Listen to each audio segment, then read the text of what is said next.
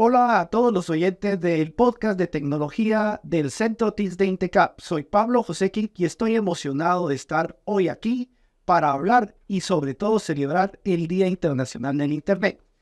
Quiero dar una cálida bienvenida a Luis Roberto Furlan. Luis Roberto Furlan es un destacado profesional nacido en la ciudad de Guatemala, con una trayectoria sobresaliente en el ámbito de la ingeniería eléctrica, la física y la educación. Se graduó como bachiller en Ciencias y Letras en el Colegio Americano de Guatemala y posteriormente obtuvo el título de Ingeniería Eléctrica en la Universidad de Berkeley, una maestría en Física de la Universidad de Temple. Desde 1973, Luis Furlan se ha desempeñado como catedrático en la Universidad de San Carlos y director de Estudios de Informática Aplicada en la Universidad del Valle de Guatemala. Bienvenido, Luis, a nuestros micrófonos de nuestro podcast en INTECAP. Buenos días. Muchas gracias por la oportunidad. Gracias por la introducción también. Solo quiero aclarar que en la San Carlos no hay clases, pero sí en el 73 me incorporé a la San Carlos. Este proceso que... Pero sí estuvo trabajando con la universidad, que son en COSAIS. Perfecto, bienvenido. Y pues no creo que para nosotros en este podcast va a ser bien importante celebrar el Día del Internet por la razón de que pues creo que vale la pena que en este podcast podamos darnos cuenta todo lo que usted logró hacer para que hoy Guatemala pudiera tener esa conectividad y pudiéramos trascender, ¿verdad? Entonces vamos a empezar y quisiera hacerle una pregunta. ¿Cuáles fueron los mayores retos que usted tuvo? Porque tenemos conocimiento que fue la primera persona que hizo la conexión a Internet en Guatemala. Sí, así es. Bueno, yo creo que los retos son los que se enfrentan la mayor parte de personas que buscan hacer algo nuevo, ¿verdad? Desde mis jefes que decían que para qué queríamos algo como el Internet, porque ya en Guatemala teníamos correo postal, teníamos telégrafos, teníamos teléfono. Entonces, ¿para qué otra forma de comunicarse, verdad? Entonces, ahí siempre había un poquito de reticencia, no querer empujar mucho ahí. Había otro reto grande que era que en ese tiempo las comunicaciones en Guatemala era un monopolio, ¿verdad? Lo manejaba Aguatel y entonces ellos no querían autorizar la salida del Internet. Y pasamos más o menos 5 años cabildeando, como dicen, ¿verdad?, ante el Congreso, con el mismo presidente de la Nación. El gabinete, me acuerdo que fui a visitarlos un par de veces también, para que autorizaran la salida del Internet. La conexión inicial sí la habíamos logrado en 1991, pero no nos permitían extenderlo al resto del país, ¿verdad? Así que fue una batalla como de 5 años hasta que el presidente, ¿quién era entonces? Leo Carpio, ¿verdad? Él me dijo, yo creo en el proyecto, es un proyecto académico y científico y voy a ver que le autorice. Entonces parece que se comunicó con el gerente de Guatel, que era Freddy Guzmán, y entonces... Pero me acuerdo que me llamó y me dijo, mira, el presidente dice que los ayudemos para sacar al aire a Internet, así que lo vamos a hacer. Solo hay una condición, pues, no pueden usar correo electrónico, ¿verdad? Y eso en ese momento era, como dicen los muchachos hoy, la muerte, ¿verdad? Porque el Internet en ese tiempo era correo electrónico, la web no existía. Y entonces el tráfico principal era correo electrónico y eso era justamente lo que nos prohibían hacer. Así que tuvimos que idearnos una forma de convencer a la gente de Guatel y empezamos por dar capacitaciones gratuitas al personal ahí, capacitaciones técnicas, capacitaciones al personal administrativo, hasta que al fin dijeron, ok, ven de viaje. Así que pasaron esos, fueron realmente 5 años de batallar porque sí se autorizara la salida en el país. Excelente. Y a nivel gubernamental, ¿cuál fue la reacción que se tuvo cuando ya empezó a tener esto una funcionalidad? Pues la verdad es que muy poca. Nosotros, junto con todo esto, el internet y todo, pues la universidad se le solicitó que manejara, administrara, mejor dicho, todo lo que son los nombres de dominio en .gt. Y nosotros habíamos decidido organizar el espacio del .gt que representaba Guatemala, exactamente las mismas divisiones que usaban en Estados Unidos, el .com para comercial, el .edu para educativo, el .gov para gobierno, etcétera. Pero de los últimos que empezaron a usar su espacio era el gobierno. Ellos no, o no entendían para qué podía funcionar, o en fin, entonces no fue de inmediato el uso por parte de ellos. Nosotros ahora podemos darnos cuenta que ya el Internet es como un servicio básico, ya lo vemos en casa, ya lo vemos a nivel académico, ya no podemos estar sin él, ya lo sentimos incompletos si no tenemos el Internet. Pero, ¿cómo fue ese impacto que usted vio cuando las personas empezaron ya a interactuar y a profesionalizarse en el uso de este recurso? Sí. Bueno, eso creo que es lo que ocurre también, un efecto de bola de nieve. A nivel de hasta arriba, las autoridades, había cierta inquietud, ¿para qué queremos eso? ¿No nos va a servir, etcétera? Pero a nivel de los, llamémosle los operadores, en nuestro caso, pues como estoy en la universidad, investigadores y profesores, muy rápido fueron adoptándolo. Esto me puede servir para mantenerme en contacto con mis colegas en el extranjero, intercambiar documentos, un montón de cuestiones. Entonces, fueron los mismos docentes e investigadores que fueron forzando a las autoridades a decir, bueno, sí, tenemos que adoptar esto para nuestro uso. La parte comercial nació en Guatemala casi al mismo tiempo. Internet fue autorizado por Guatel en diciembre del 95 y la parte comercial empezó en enero del 96, o sea, casi al mismo tiempo. Y ahí fue cuando ellos empezaron a vender conexiones y todo eso. También, pues, hoy día se ha disparado y pues, bueno, ya sabemos el resultado. Como mencionó usted, es algo que las personas que lo tienen ya no pueden vivir sin él, ¿verdad? Ahora, el lado oscuro de esto es que son muy pocas quienes lo tienen, ¿verdad? Y eso ha sido una de mis tristezas, es que a pesar de que ya llevamos 30 y pico de años, es un poquito más, de tener el Internet en Guatemala, no tenemos ni la mitad de la población que tiene acceso a él, ¿verdad? Entonces, en vez de ser una herramienta que pudiera facilitar cuestiones como llevar la educación al interior del país o mejorar la salud, resolver muchos de los problemas nacionales que tenemos, y siento que se ha ido ampliando esa brecha digital.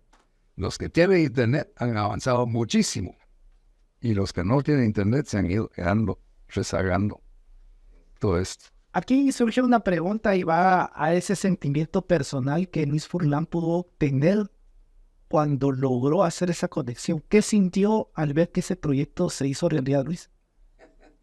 Bueno, es interesante. Yo tratando de recordar, desafortunadamente no llevé registros de todo esto, ni fotos, ni documentos. No tengo, por ejemplo, el primer correo electrónico que mandamos, algo por el estilo. Entonces, tratando de recordar qué sentí exactamente, sí, el momento en que las dos computadoras, inclusive la primera conexión se hizo entre Guatemala y Costa Rica, y se hizo ahí porque ahí tengo un exalumno del colegio americano y mi muy buen amigo, y él pues había avanzado ya en Costa Rica un poco con esto. Me dijo, conectate conmigo y aquí vemos cómo hacemos. Así que esa primera conexión, cuando empezaron a dialogar las dos máquinas entre sí, hoy día no se escucha eso, ¿verdad? Es decir, en ese tiempo no estaban las fibras ópticas, no había cable coaxial, sino que la conexión era a través de la red telefónica. Entonces había que conectar en cada dispositivo lo que se llama un módem, un modulador de modulador.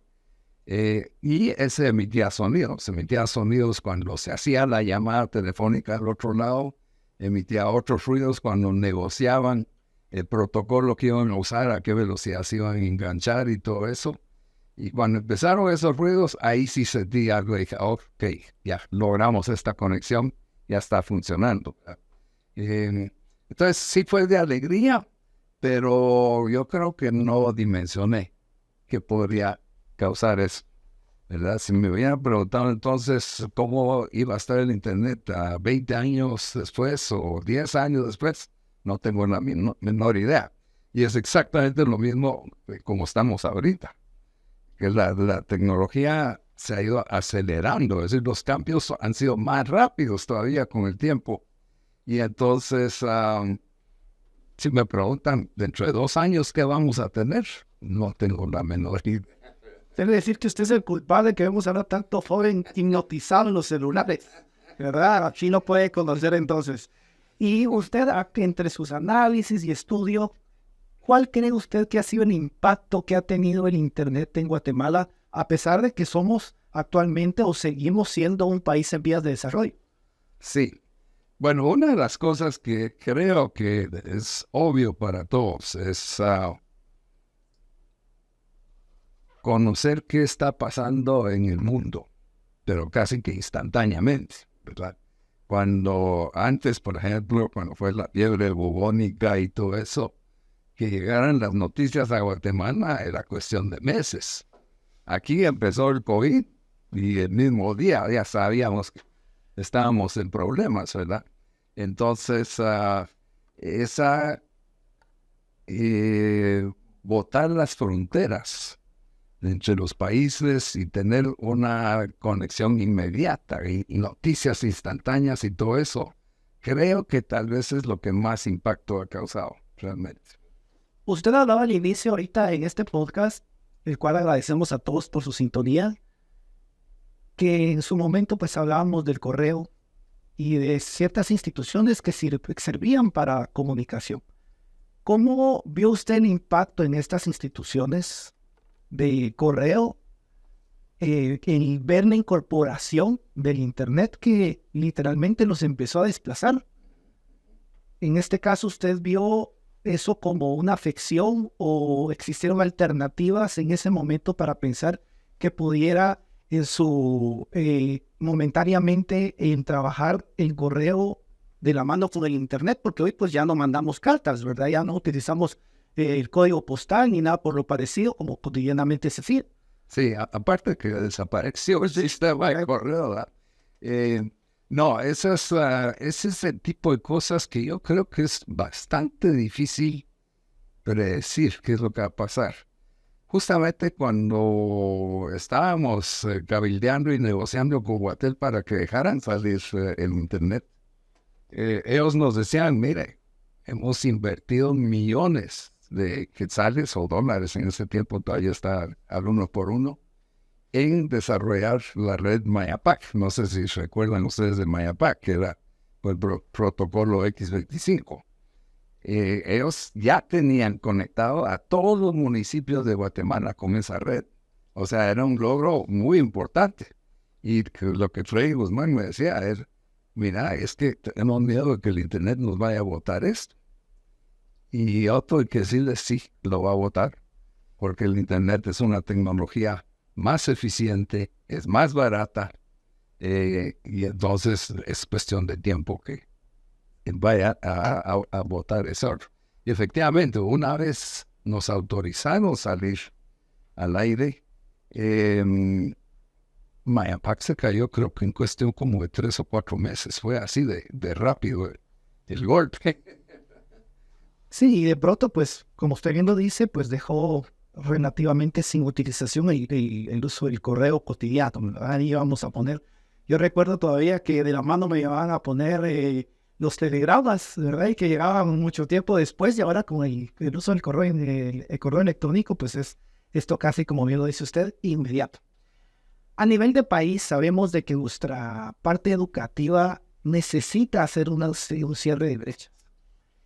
¿Usted cree que Guatemala se ha beneficiado en la educación ahora que tenemos, pues por lo menos algún sector beneficiado con el Internet? Definitivamente, yo creo que hay sectores que bueno, como en todo, se han beneficiado más que otros. Por ejemplo, en la parte de investigación, eh, eso se disparó, porque era la conexión entre colegas investigadores de diferentes partes del mundo, se redujo enormemente, es más frecuente, más instantánea. Y en la educación también. Hay mucha oportunidad hoy día para estudiar en centros o entidades, incluso que no son de Guatemala. Puedo nombrar a Khan Academy o Coursera o todos esos. Yo no tengo cifras, pero me atrevería a decir que hay muchísimos guatemaltecos estudiando cursos de estas gentes, ¿verdad? Entonces se ha ido mejorando la educación, pero otra vez el gran problema es entre los que sí tienen acceso a estos recursos, ¿verdad? Entonces, ese es algo que tenemos que ver cómo darle vuelta. La pandemia, por ejemplo, es algo que vino a cambiar bastante, a impulsar el uso de estas tecnologías. Pero si ustedes ven, ¿a quiénes les ayudó? Ya no hace mucho, bueno, hace un par de años consulté con la que era ministra de Educación. ¿Cuántas escuelas públicas tienen conexión a Internet? Es el 1%, ¿verdad? Entonces, durante la pandemia, el 1% tal vez tuvo educación entregada de esa forma. El resto, no sé.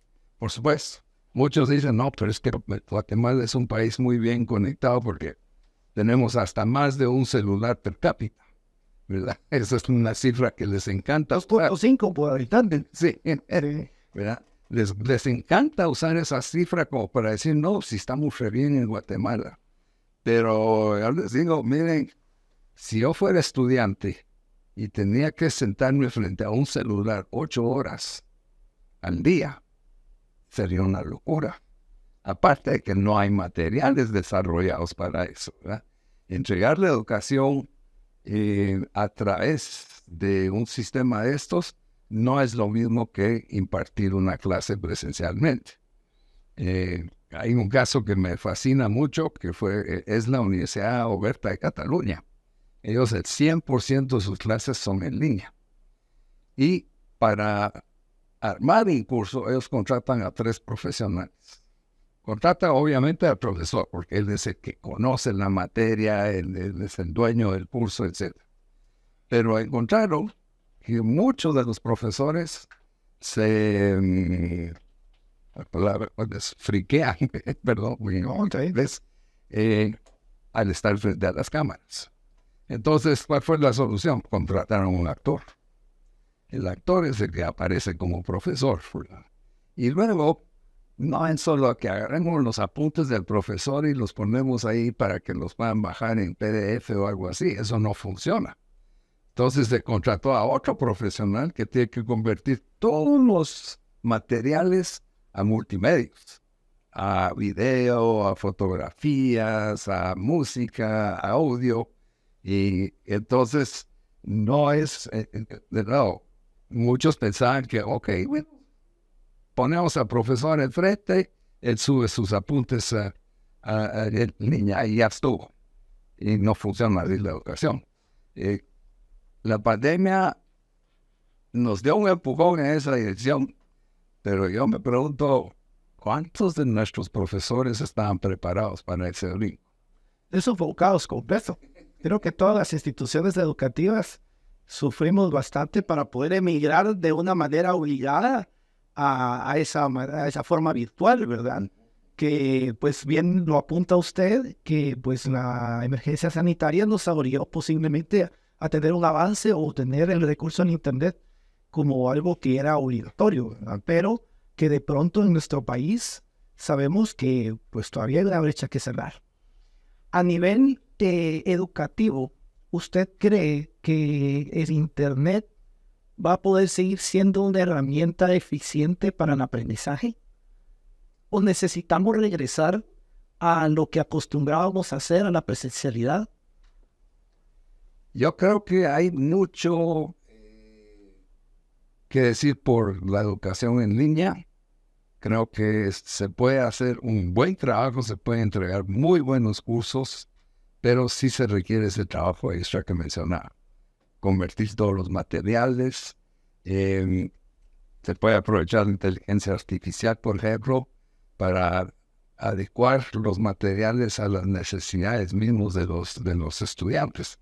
Porque uno de los problemas en las clases presenciales es el profesor imparte las clases a un solo ritmo. Si el estudiante es lento, se fregó. Si el estudiante es brillante y se aburre, se fregó, ¿verdad? Está impartido para el estudiante promedio. Con la inteligencia artificial se puede hacer para que el sistema mismo adapte los materiales para las necesidades del estudiante. Si necesita ir más despacio, perfecto. Si necesita algo para comprender mejor. Hay estudiantes que aprenden mejor visualmente y no textualmente, o estudiantes que aprenden mejor audiblemente también, ¿verdad? Entonces, todos esos cambios, toda esta nueva tecnología puede beneficiar muchísimo para la educación.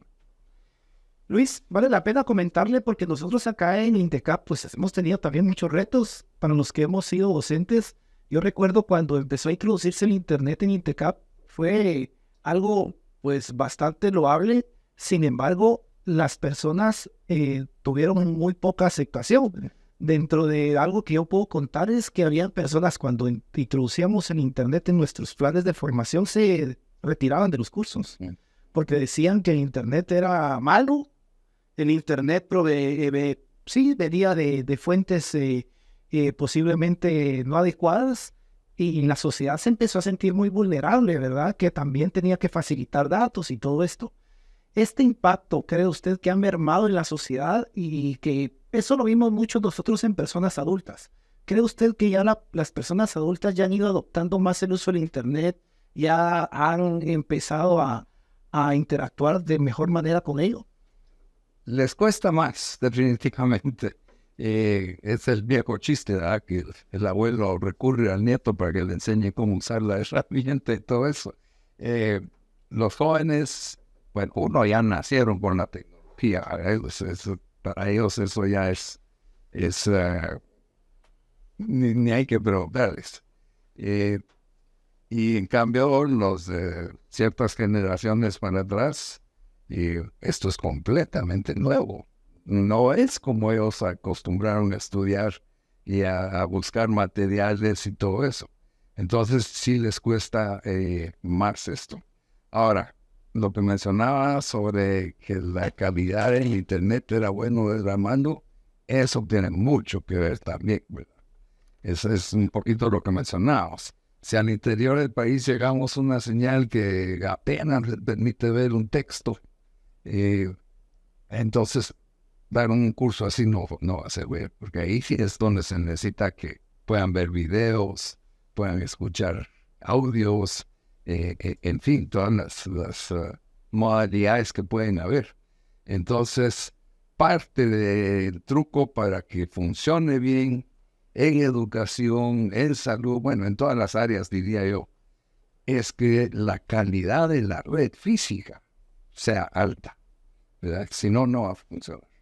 ¿Qué opinión tiene usted de eso, de la calidad de nuestras redes actualmente del país? Desafortunadamente está amarrado al precio, ¿verdad?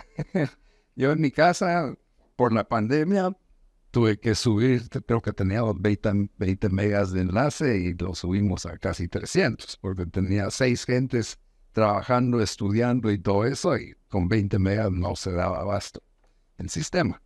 Pero es carísimo. El costo del Internet en Guatemala es uno de los más altos en todo el continente americano. Entonces, hay que trabajar. Ahí es donde viene esta parte de que deben participar todos los sectores. El gobierno tiene que regular precios o algo por el estilo, ¿verdad? Y asegurar entonces de que sí, efectivamente, lo que se pueda entregar aquí en la capital o en la montaña más recóndita del país sea de alta calidad. Hace, yo creo que más de 10 años atrás, tal vez es de su conocimiento, que hubo algunas municipalidades que empezaron en algunos parques principales de su sector a poner zonas Wi-Fi. ¿Qué opina usted de esos proyectos? ¿Cree usted que valdrá la pena seguirlos motivando para que se puedan volver a reactivar? Totalmente de acuerdo. Esa es una de las formas de lograr que permee realmente a toda la población. Y en parte otra vez por el costo. Hay familias que no van a tener, así como están las tarifas ahorita, no van a tener para poner un enlace fijo en sus casas de internet.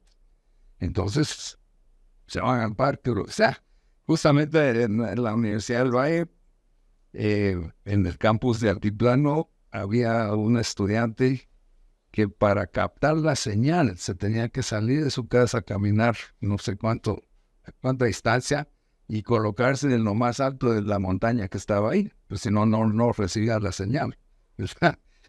Nosotros tenemos que ver cómo llegamos hasta el punto final realmente. Y los parques es una solución. Y debiera ser no solo en los parques, en todos los lugares públicos debería haber, ¿verdad? Por supuesto, eso presenta otros problemas. El tema de la seguridad es otro problema importante que hay que ver. Pero yo sigo, tal vez con mucha ilusión o idealista, de que tenemos que llegarle a todos. Esa es la meta final. Sé que este podcast, obviamente, no solo personas que le interesa el Internet, sino que toda la parte tecnológica nos está sintonizando y no faltará alguno que solo nos escuche y quisiera saber algo que, pues, tal vez regularmente no tiene mucha experiencia con el uso del Internet. Recuerdo, o tal vez usted también, en la revista Domingo, que salía antes en un periódico acá en Guatemala, salía y lograban hacer la comparación que el Internet era similar a la biblioteca de Alejandría. ¿Qué opina usted de eso? Puede serlo. Es decir, no sé si han visto el proyecto de la Biblioteca Mundial, World Library se llama. Ahí es increíble lo que está ahí. Ustedes pueden acceder a libros o artículos de todo el mundo, por lo menos de los que aportan materiales. Pueden ustedes leer el texto, pero a la vez decirle, mire, léamelo. O sea, lo puede escuchar, aunque no sepa leer, puede escuchar el texto. Puede ver videos, es decir, las gráficas, los libros son estáticos, esos no cambian. Pero con esta biblioteca, usted puede ver, muéstrame el cambio que ha habido en los ingresos nacionales de tal cosa, y les va mostrando la gráfica cambiando con el avance de los años, etc. Entonces, yo creo que sí puede ser comparativo a la mejor biblioteca del mundo ahorita, y en algún momento puede llegar a ser hasta mucho mejor. Claro, y esto pues vale la pena hacer hincapié porque recordemos que aquellos que no han interactuado con el Internet, pues es momento de cerrar esa brecha y animarse porque no es nada malo, por todo lo contrario, es de gran utilidad. Y pues vamos a darnos un brinco, Luis, y vamos a pasar un poquito ya a la parte personal de Luis, que eso nos interesa mucho, porque la realidad es que creo que tenemos mucho que agradecerle por ese desafío que un día adoptó, que sin lugar a dudas hoy somos todos beneficiados por ello. Y aparte de esto, del Internet, ¿cuál ha sido el logro más significativo para Luis Julio? Wow, bueno.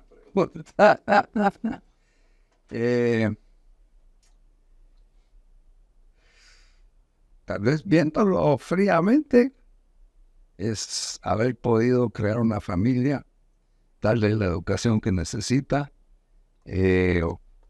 y verlos ya crecidos.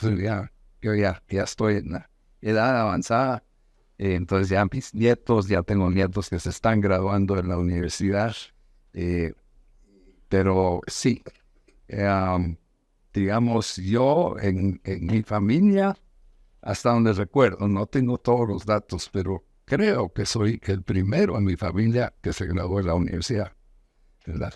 Entonces, ese lo considero un logro muy grande. Y siempre he dicho que la parte más importante que uno le puede dejar a sus hijos y todo eso es la educación.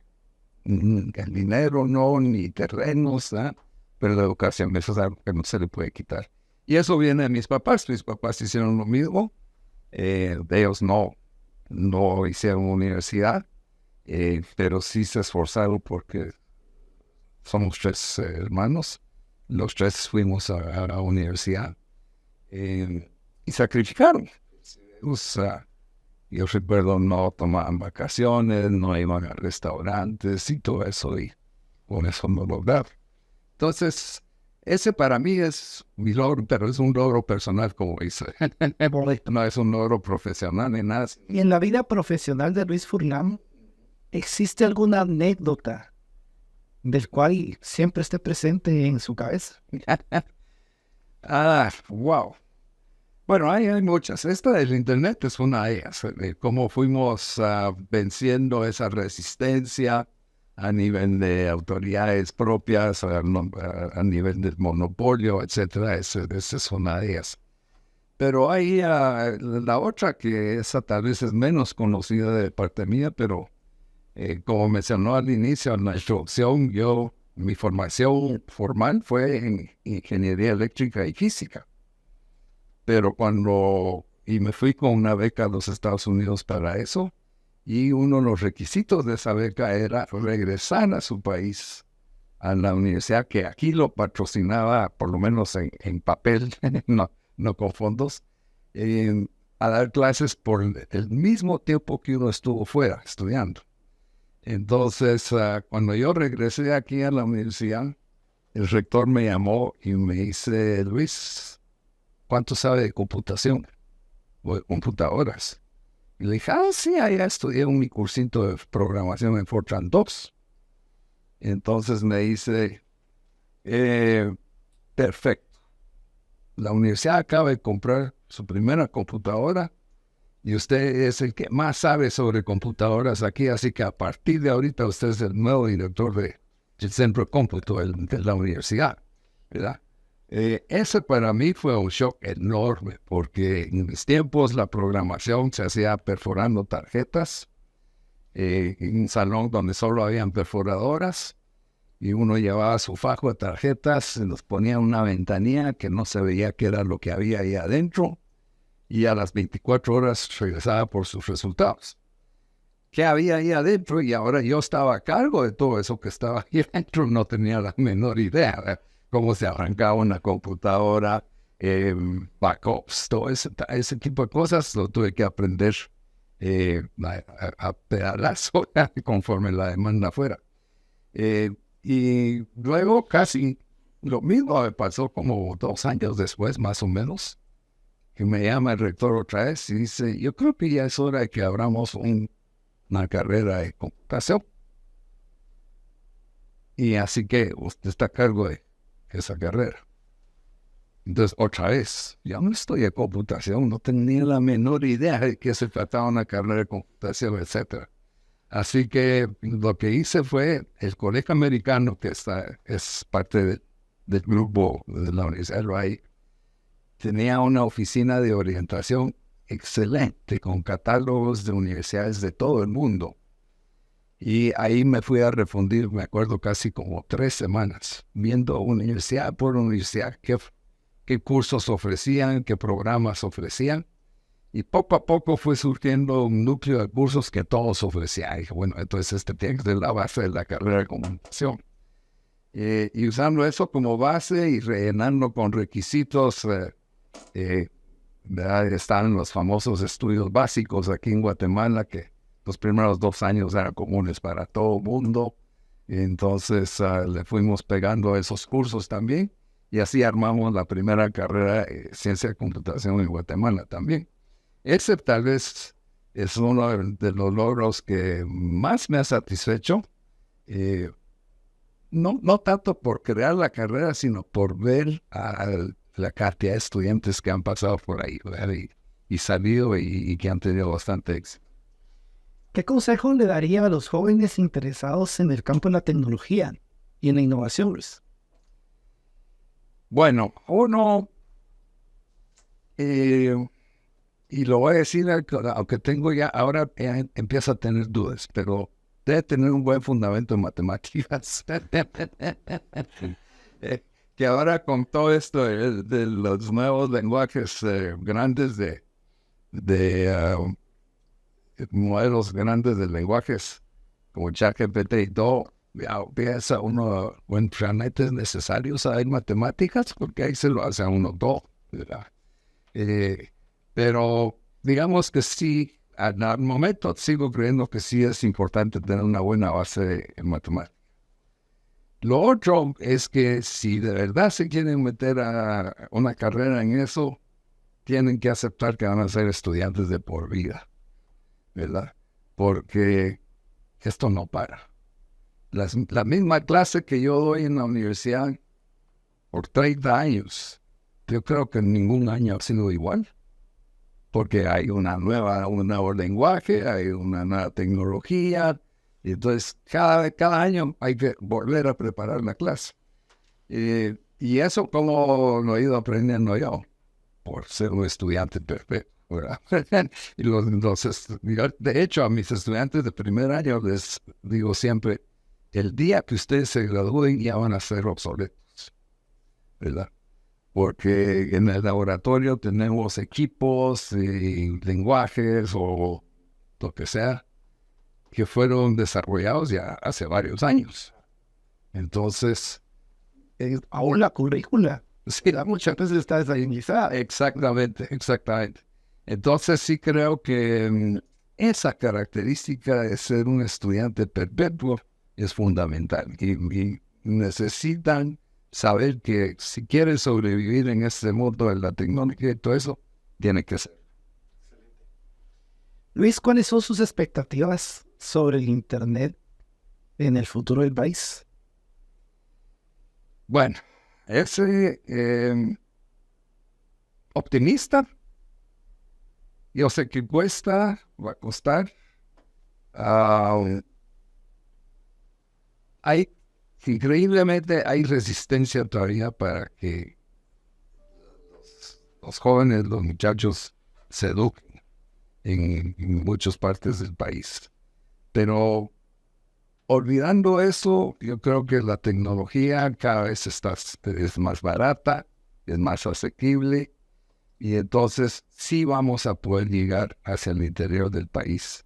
Vamos a poder ayudar a los maestros que están allá en el interior y que no tienen de dónde sacar materiales para su clase, ¿verdad?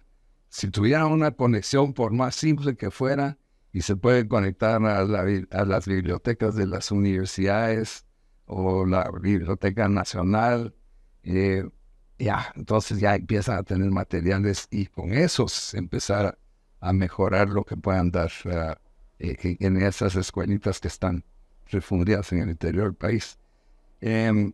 Y la tecnología, de nuevo, el costo es más barato, ahora hay alternativas a la fibra óptica, ¿verdad? Como estamos hablando de Elon Musk y su Skylink.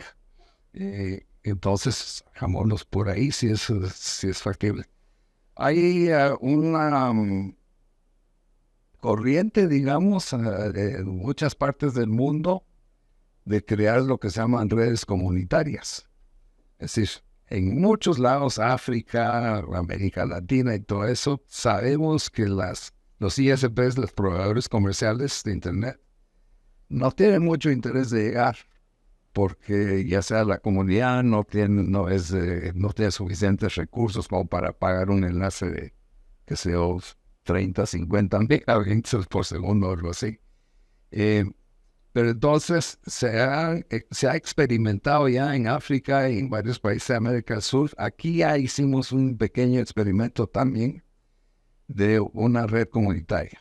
Y entonces, ¿en qué consta eso? Es, uno, ver cómo llegar la señal a la comunidad. Pero una vez está ahí en la comunidad, es la misma población la que se encarga de ver cómo seguir operándola, si van a cobrar o no van a cobrar por su uso, qué usos van a ser permitidos. O sea, ellos son los encargados de la gobernanza de esa red en esa comunidad. Y eso ha tenido mucho éxito en estos países de África y América Latina también. Entonces, yo tengo mucha esperanza de que eso vaya a funcionar bien. Les podemos poner un pequeño servidor con contenido educativo y de ahí que se distribuya a todas las... Regresar a lo que era un Encarta, ¿se acuerda usted? Sí, algo así. Así es. Luis, usted menciona que usted es un eterno estudiante, ¿verdad? Y pues cuando uno estudia entra en esa parte de investigación, pero para poder cerrar la brecha se necesita una parte práctica. ¿Existe hoy en día algún proyecto que usted tenga en mente en desarrollar? Bueno, yo dirijo un centro de investigación en la universidad y tenemos varios proyectos, uno ya funcionar o en camino ya, por lo menos ya ha sido autorizado y ha financiado también, que es y acaba de salir un pequeño artículo de Empresa Libre sobre eso, el uso de la inteligencia artificial para impulsar el movimiento Scout en Guatemala, ¿verdad? Entonces, esa misma idea se podría usar para impulsar la educación en Guatemala, para impulsar X cosa en Guatemala. En este caso, pues, simplemente yo he sido Scout perpetuo desde los 6 años más o menos, y hasta hace como 3 años que dejé de ser miembro del Consejo Scout Nacional. Entonces, es algo que tengo muy, muy arraigado en el corazón. Y dije, bueno, ¿y por qué no combinamos esto que estamos haciendo de tecnologías y todo con algo que me ha gustado muchísimo fuera, ¿verdad? Entonces, de ahí salió ese proyecto. Pero hay otros proyectos. Justamente ayer me avisaron las autoridades de un posible proyecto para aplicar todas estas tecnologías para el desarrollo de las ciudades y ver todos los problemas que conocemos. Mejorar el transporte, vías de transporte, mejorar la entrega de agua, energía eléctrica, todo. Ese es un sistema monstruoso que requiere muchísima capacidad de computación para hacer simulaciones y todo eso. No hay esa capacidad computacional en Guatemala, pero uno de los proyectos que he estado trabajando desde el 2004 más o menos es el desarrollo de redes avanzadas para informática, para investigación y educación. A través de esa red, sí tenemos acceso a centros de supercómputo, ¿verdad? Y entonces ya a otras facilidades también. Por ejemplo, hay universidades en el resto del mundo que tienen equipos altamente especializados, carísimos, que cuestan $500,000 y que aquí en Guatemala probablemente no vamos a tener. Pero a través de las redes estas sí podemos tener acceso a esos equipos. Hay uno en la Universidad Tecnológica de Massachusetts, por ejemplo, que es una de estas mesas simuladoras de terremotos, ¿verdad? Pues nosotros que aquí somos fabulosos con los temblores y terremotos, ¿por qué no aprovechar esa mesa y probar estructuras y todo eso? No con algo que tengamos acá, porque una de esas mesas es, como digo, prohibitivamente cara, pero están los recursos repartidos por todo el mundo. Y esa es una de las ventajas de estas redes, aprovechar recursos que no tenemos localmente, humanos y tecnológicos. Excelente. Creo que todos sabemos de que nos ha tocado entrar en una fase de alfabetización tecnológica. Yo con mis alumnos lo platico mucho y ahorita que hemos platicado un poquito de inteligencia artificial o ha salido ahorita por la de esta palabra, creo que estamos en esa fase 2 de la alfabetización tecnológica. ¿Qué opina usted sobre la inteligencia artificial que ahora pues se aplica gracias al Internet? Porque no dejamos de tener en cuenta que es la parte que hace viable la utilización de este recurso. Así es. Me alegra que lo haya hecho así, que es gracias a Internet. Internet no es más que una plataforma. Y sobre ella se corren aplicaciones que son los mismos usuarios que las piden o ellos mismos las desarrollan. Por ejemplo, la web fue un usuario que la desarrolló. Y ahora pues todo el mundo usa la web y tan pegó que pues la verdad es que la mayor parte de la gente ahora confunde a la web con la internet. Son dos cosas totalmente diferentes, pero bueno. Pero regresando a la inteligencia artificial, no, yo sí soy a la vanguardia, o quiero estar en la vanguardia de eso. No hay que tenerle miedo, sino que hay que aprovecharla. Pero por supuesto, es tan reciente que no sabemos todos los alcances que puede tener. Entonces hay que ir probándola y tener mucho cuidado, eso sí, ¿verdad? Es cierto que hay problemas con eso. Y es principalmente lo que más hemos escuchado, porque inteligencia artificial no es solo cosas como el ChatGPT o el Bard de Google o los otros, sino que son otras tecnologías también, ¿verdad? Es decir, tecnologías como visión automatizada, la que usan los vehículos que ya se pueden conducir sin un piloto. Esa es inteligencia artificial también.